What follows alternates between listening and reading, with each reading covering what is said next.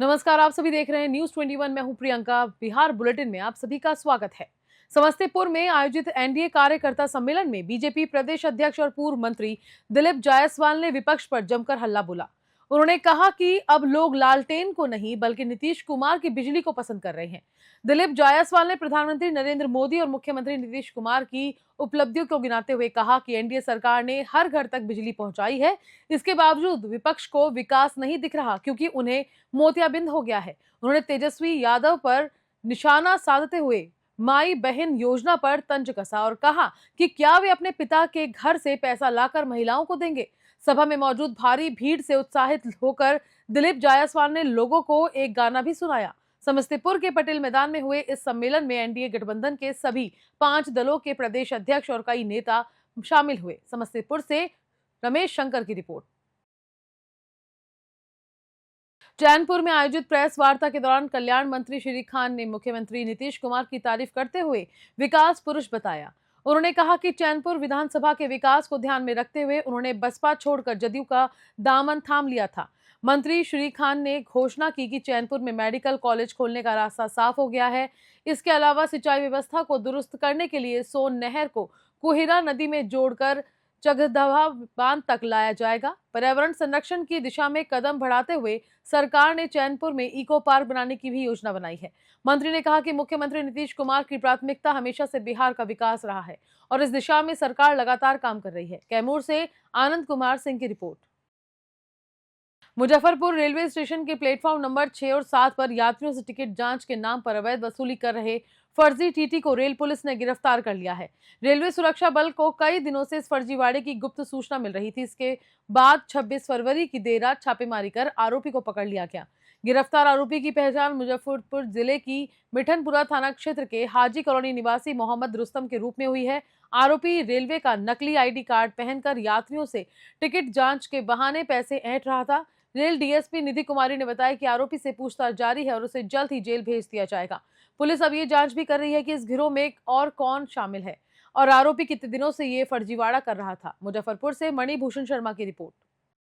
Muzaffarpur junction पर हम लोगों को बार बार ये सूचना मिल रही थी कि एक फर्जी टीटी है जो कि यात्रियों भोले वाले यात्रियों को टिकट चेक करके उनको बरगलाने का कोशिश करता है। इसी क्रम में आरपीएफ की टीम ने आरपीएफ की टीम को 26 फरवरी 2025 को ये इसी चीज़ के सत्यापन के लिए प्लेटफॉर्म नंबर 7-8 पर वो लगातार निगरानी कर रहे थे।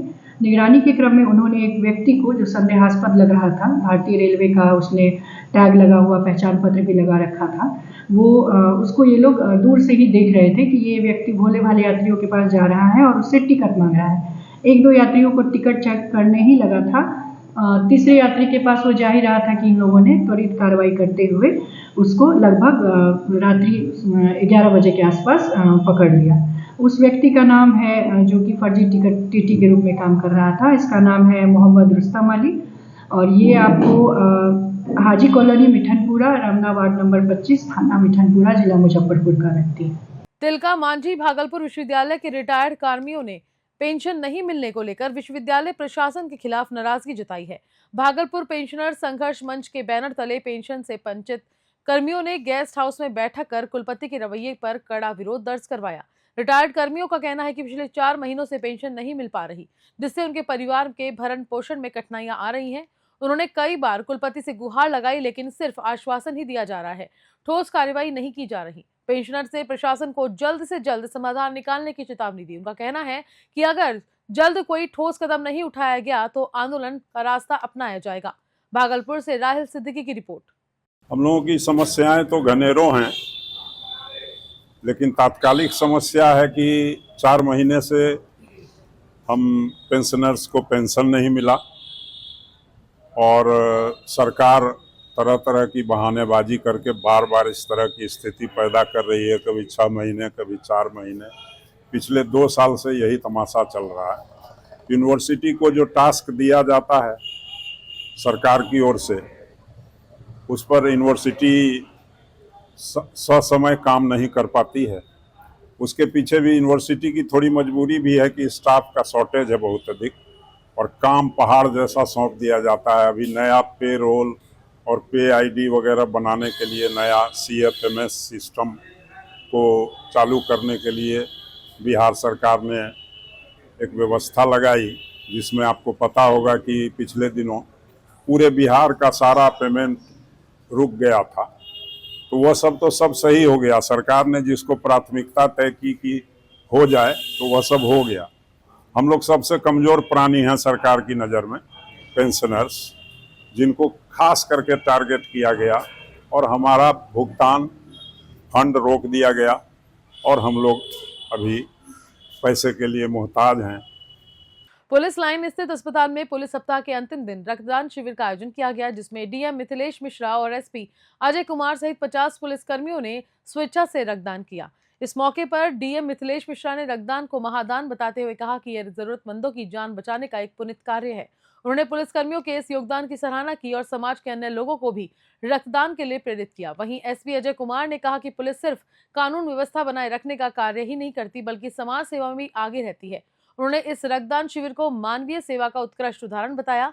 लखीसराय से संतोष कुमार गुप्ता की रिपोर्ट। देखिए, रक्तदान को महादान कहा गया है और जो हमारा भारतीय कानून है उसमें रक्त की बिक्री नहीं हो सकती है। बहुत से लोग ऐसे हैं जो एक्सीडेंट के बाद या कुछ ऐसी बीमारी होती है जिसमें रक्त की ज़रूरत पड़ती है और तत्काल ज़रूरत पड़ती है। तो ब्लड बैंक में यदि रक्त का समूह नहीं है तो ऐसे लोग बहुत परेशान हो जाते हैं और ऐसे लोगों को बहुत लोग ब्लैकमेल भी करते हैं कि हम आपको कहीं से रक्त दिलवा देंगे, आप हमको इतना पैसा दीजिए। तो लोगों में एक सकारात्मक संदेश देने के लिए आज पुलिस सप्ताह के आखिरी दिन जिला प्रशासन और पुलिस प्रशासन के सभी लोगों से अपील की गई है, इसमें आम जनता भी शामिल है, कि रक्तदान में शामिल हो। और रक्तदान को महादान इसलिए कहा गया है कि एक रक्त का जो पैकेट है या जो उसका यूनिट है वो कम से कम 3 लोगों की जान बचाने में काम आता है। बिहार बुलेटिन में फिलहाल इतना ही। आप सभी को नमस्कार।